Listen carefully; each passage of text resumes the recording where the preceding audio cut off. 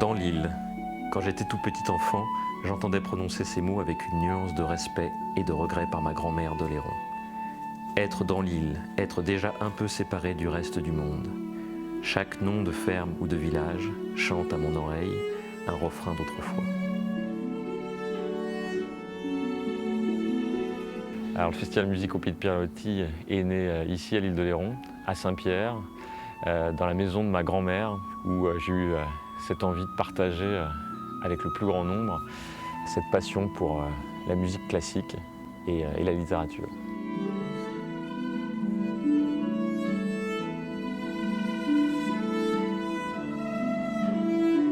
C'est un festival qui a une particularité, c'est qu'il évoque à la fois la période dans laquelle Pierre-Loti a vécu, donc plutôt le début du XXe siècle, la fin du XIXe siècle, et puis il associe très étroitement texte et musique, qui peuvent être de Pierre-Loti, mais qui peuvent être aussi d'autres auteurs de l'époque, Marcel Proust et puis différents poètes.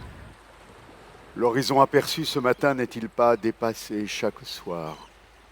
Frôlant la mer, les étoiles n'ont-elles pas défilé? Et chaque matin à l'aube, n'est-ce pas l'éclat de la grande nostalgie qui brille sur l'eau qui passe? Départ, départ. Le festival donc vit sa 18e année et donc c'est un peu avant que j'ai rencontré Julien. Il avait pris rendez-vous avec moi. Je vois encore ce moment-là. Il est rentré dans mon bureau. Il avait l'allure de gendre idéal.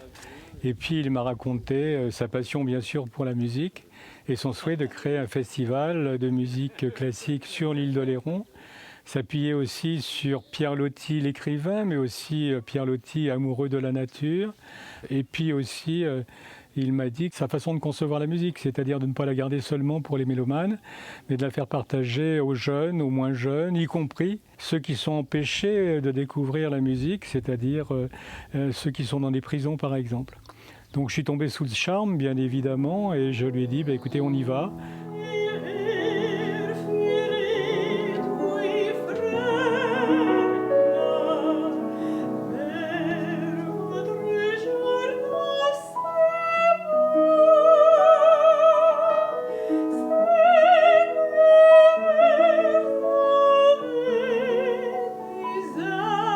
Le festival, je l'ai imaginé comme une invitation au voyage et puis aussi un dialogue entre les arts.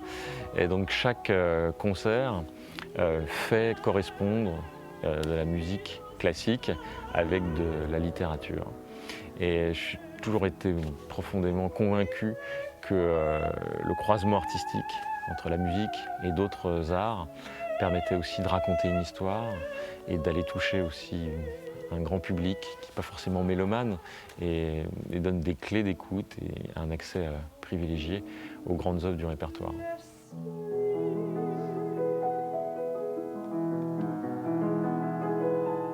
Dans le cadre du festival, j'ai programmé beaucoup de musique française, notamment de la période contemporaine de Loti, fin 19e, début 20e siècle.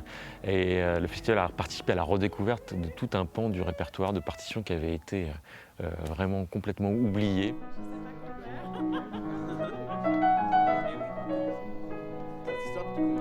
Avant tout, c'était le projet qui était exceptionnel, c'était d'avoir comme ça une fusion des genres, un mélange des genres entre la musique et la littérature, renouveler ou repenser la forme du concert, qu'on n'était pas forcément dans une chose complètement traditionnelle, déjà codifiée, mais qu'on avait de la place pour la création, et ça, je trouvais ça magnifique. Le mélange de texte et musique, moi je pratique assez souvent parce que c'est vraiment absolument passionnant justement de voir comment les textes, que ce soit les textes d'autres ou les miens, peuvent communiquer avec la musique, ou comment est-ce que c'est la musique elle-même qui va donner une certaine tonalité à un texte. Dans le salon où il y avait des lilas sombres comme la nuit, il y a maintenant des roses dans un verre et un bouton de magnolia que ma mère a posé sur le piano creux et verni. Cette fleur ne s'est pas encore épanouie, mais elle s'est gonflée comme pour éclater et se soulève hors du vase, et l'on dirait qu'elle va s'envoler au milieu de l'été.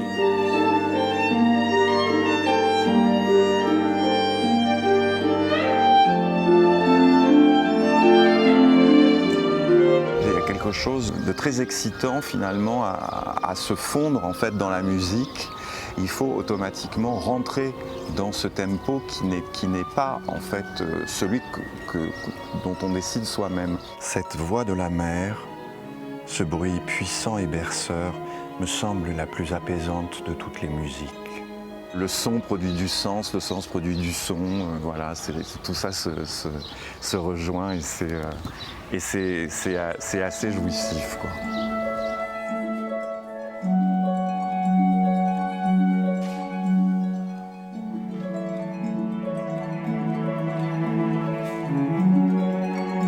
C'est un festival qui est ancré sur un territoire avec un environnement exceptionnel, avec une véritable correspondance entre des sites naturels remarquables et la programmation.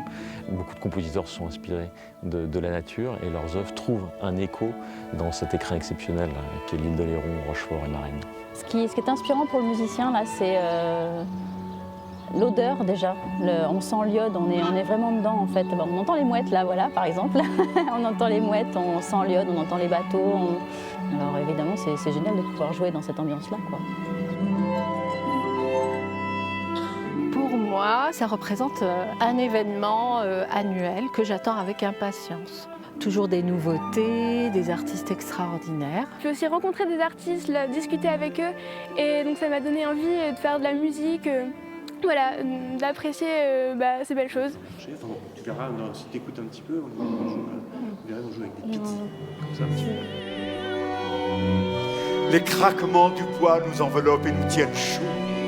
Quand le vent répond malgré nous à nos attentes, nous disperse tout petits, replier la peau craquelée. Ensemence de notre souvenir, ces champs grands ouverts nous plantent durs et verticaux. Pour moi, ce festival, c'est d'abord une formidable aventure humaine. C'est une rencontre et aussi beaucoup de bénévoles parce que ce festival n'existerait pas s'il n'y avait pas de bénévoles autour de lui. Il a su, par sa personnalité, par son charisme, fédérer tout le monde autour de son idée qui était une idée magnifique. La convivialité, c'est génial. À chaque fois, finalement, c'est une fête. Moi, mes enfants, ils veulent venir au festival de l'île d'Oléron. C'est un grand classique pour eux et chaque année, ils me réclament. Est-ce qu'on va sur l'île d'Oléron? Quand est-ce qu'on va sur l'île d'Oléron? Sans parler de l'équipe du festival qui est adorable. On a un peu le sentiment que c'est des retrouvailles.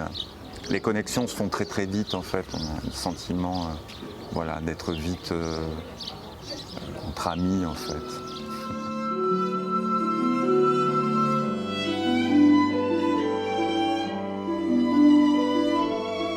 Profondément attaché au festival en tant que créateur et mon souhait le plus profond a été de l'ancrer et qu'il se pérennise. Donc il faut du temps pour installer un projet et aujourd'hui je suis très heureux de passer la main à Victor Sicard, exceptionnel baryton, aussi un enfant du pays qui je suis sûr va mener le festival vers de nouvelles belles aventures.